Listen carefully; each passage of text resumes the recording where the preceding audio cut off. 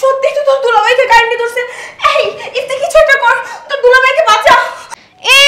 সবে মাত্র আমার লাইফ শুরু। কিছুদিন আগে আমি কলেজে ভর্তি হলাম, আর তোমার স্বামীকে বাঁচাতে গিয়ে আমি নিজে মরবো? তোমার স্বামীকে তুমি নিজে বাঁচাও না। এই ইফতি, তুই এসব উল্টাপাল্টা কথা কি বলতেছিস? আর তোর দুলাভাই যদি মারা যায়, তোর বন্ধু বিধবা হয়ে যাবে। প্লিজ তুই একটু আমাকে বাঁচা না। এই কি হয়েছে? হ্যাঁ, তোরা সবাই তো চিল্লাচিল্লি করতেছিস কেন? কি ব্যাপার? আরে ওই দেখ, তোর দুলাভাইকে কারেন্টে ধরছে। ভাই, তোর দুলাভাইকে একটু বাঁচা না প্লিজ। বাবা, আমি পারবো না। তোর স্বামী, তুই বাঁচা। তোর স্বামীকে বাঁচাতে গিয়ে আমি মরবো নাকি? এই, তোদের কি একটু বিবেক নেই? তোরা দেখতেছিস তোদের দুলাভাই কারেন্টে শর্ট খেয়ে মারা যাচ্ছে, আর তোরা বসে বসে মজা নিচ্ছিস। তোদের দুলাভাই মারা গেলে তো তোদের বোনই বিধবা হবে। থাক, তোদের বাঁচানো লাগবে না, আমার স্বামীকে আমি বাঁচাবো।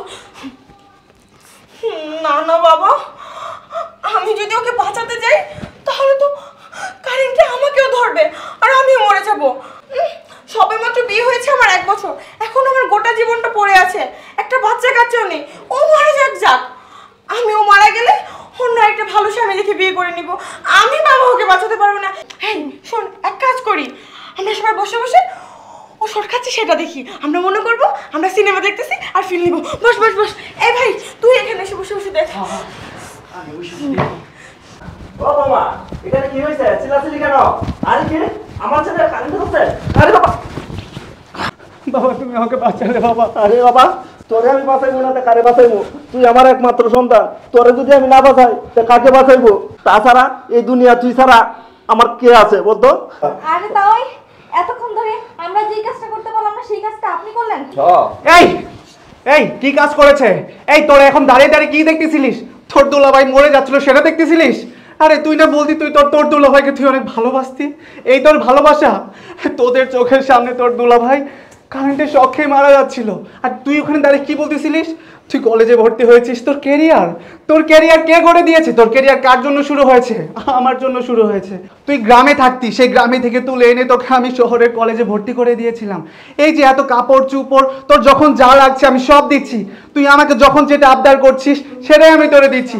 তুই তোর ক্যারিয়ার নিয়ে টেনশন করতেছিলিস, তুই আমার কথা একবারও ভাবলি না? তুই এটা কি করলি?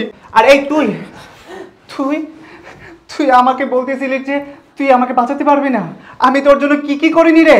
আমি তোর জন্য সব কিছু করেছি। তোকে তো আমি আমার নিজের ভাইয়ের জায়গায় স্থান দিয়েছিলাম রে। তোকে আমি গ্রাম থেকে তুলে নিয়ে এসে মেডিকেলে ভর্তি করে দিয়েছিলাম। তুই আমাকে বলেছিলিস তোর বন্ধুরা বড় বড় গাড়ি নিয়ে আসে, তার জন্য আমি তোর আবদার পূরণ করার জন্য তোকে আমি R15 কিনে দিয়েছি, তাতেও তোর হয়নি। তোর দামি গড়ি লাগবে, তোর দামি পোশাক লাগবে, সব খরচটা আমি তোকে দিয়েছি না?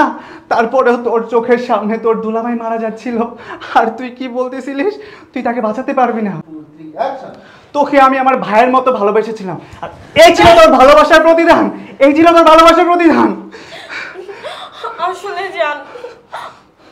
আমি জানি আমিও খুব অন্যায় করছি, আর তুমি একটা বিষয় বোঝার চেষ্টা করো। আমি তো ভাবছি তুমি সত্যি সত্যি কারেন্টে শর্ট খাচ্ছ, আর ভাবলাম তুমি যেহেতু মরে যাবে তাহলে শুধু তোমাকে বাঁচাতে গিয়ে আমার নিজের জীবন শেষ করে লাভ আছে। তাই ভাবলাম তুমি মরে গেলে আমি তোমার জন্য আল্লাহর কাছে প্রার্থনা করতাম যাতে করে তুমি ভালো থাকো। এই কাল লাগিনি, চুপ কর। তোর কোনো নাটক আমি আর সহ্য করব না। তোর নাটক আমি অনেকক্ষণ ধরে সহ্য করছি। এই তোর চোখের সামনে তোর ভালোবাসার মানুষ মারা যাচ্ছিল, তুই কি করতেছিলিস? দাঁড়িয়ে দেখতেছিলিস ও ফিল নিবি, সিনেমার ফিল? আমি তো তোর জন্য কি করিনি রে। আমি আমার বাবা মার বিপরীতে গিয়ে আমি তোকে বিয়ে করেছিলাম। আমি তাদেরকে রেখে তোকে আমি শহরের দামি ফ্ল্যাটে রেখেছি। আমার বাবা মা আমাকে বলেছিল তোকে বিয়ে না করতে, আমি তারপরেও আমার বাবা মার অবাধ্য হয়ে তোকে বিয়ে করেছিলাম। আর তুই কি করলি? তুই আমার ভালোবাসার এই প্রতিদান দিলি। আমি ভেবেছিলাম তুই আমাকে অনেক ভালোবাসিস। আমার বাবা আমাকে অনেকবার বলেছে যে না, তোর বউ তোকে ভালোবাসে না, আমাকে দিয়ে বাড়ির সব কাজ করায়, কিন্তু আমি বিশ্বাস করিনি। আমি বিশ্বাস করবোই বা কেন? তুই তো আমার সামনে আমার বাবাকে অনেক সেবা করিস, কিন্তু আমার অবর্তমানে যে তুই আমার বাবার সাথে এত অত্যাচার চালাতিস আমি বিশ্বাস করতাম না। তারপর আমার বাবা আমাকে বলেছিল যে তুই মরে যাওয়ার প্ল্যানিংটা কর, আমি সেটা করেছি। আজকে করে আমি এই প্রমাণ পেলাম তোরা কেউ আমাকে ভালোবাসিস না, কে আপন আর কে পর সেটার প্রমাণ আজকে হয়ে গেছে। বাবা বাবা দেখো তুই কোনো টেনশন করিস না। আমি ভুল করেছি আর আমি আমার নিজের ভুলটা বুঝতেও পারছি। তুমি একটা বারের জন্য আমাকে একটা সুযোগ দাও আর এরকম ভুল করবো না। সুযোগ? এই তোকে আমি কি সুযোগ দেব? তোর তো কোনো সুযোগের তুই অপশনই রাখিসনি। তুই আমাকে মরতে দেখেছিস, তুই আমাকে বাঁচাতে আসিসনি, এরপরেও তুই সুযোগ চাচ্ছিস? তোকে আমি সুযোগ দেব? তোর কোনো সুযোগ নেই, তোর কোনো সুযোগ আমি দেব না। আমি তোদের প্রত্যেককে চিনে ফেলেছি। ভাইয়া ভাইয়া আমাকে মাফ করে দাও ভাইয়া, ভাইয়া আমাকে মাফ করে দাও।